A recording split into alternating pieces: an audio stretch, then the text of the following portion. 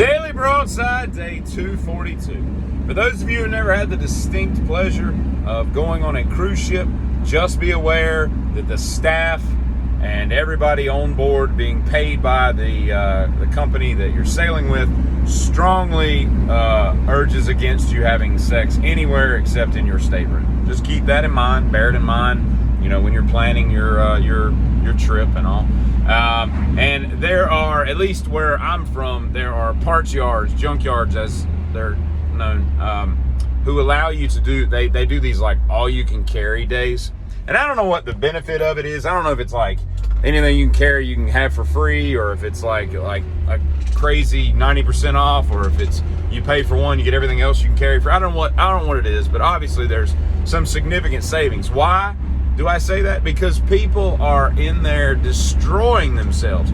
He got like a Suburban third row seat slung over his back. He's got a couple radiators hanging off the right arm, a couple torque converters on the left, a full like differential hanging off the his neck on a chain. He's got an axle and a transmission between his legs. It's crazy. These people, like, back surgery is not worth you saving $600 on a bunch of car parts, man.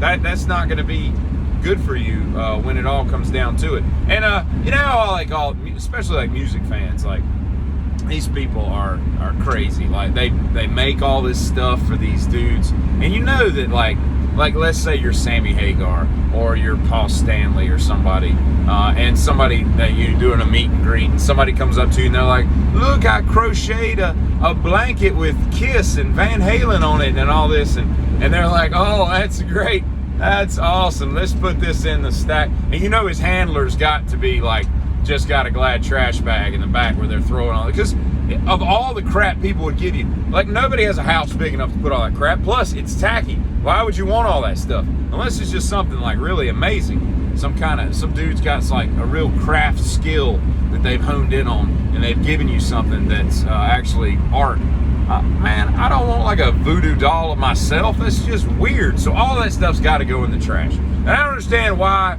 we revere the New York Knicks like we do in basketball. I mean, I get there's 180 million people in that dang city, but still, they ain't done nothing good for basketball since 70 and 73 when they won with Frazier and Monroe and Dave DeBusschere. I love his name. Holy crap, how about you stay in your lane and not kill me? And all the Reed and everybody else that was on those teams. They've not done anything in my entire lifetime. I mean, even if you give them that Georgetown guy they had, what was his name? Patrick Ewing, right? Great player. They still couldn't do anything. They ain't won nothing. And when Allen Houston is in like your top 5 of all-time scoring leaders, something's wrong with your franchise.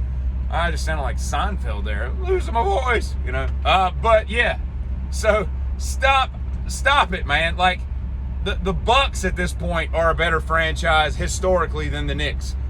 Carmelo Anthony, Marbury, whatever, man. And I was looking into tarot card reading, not because I'm gonna. I just soon like burn my money in the driveway than pay those people. But I was just curious, like, how people make a living doing that stuff, right?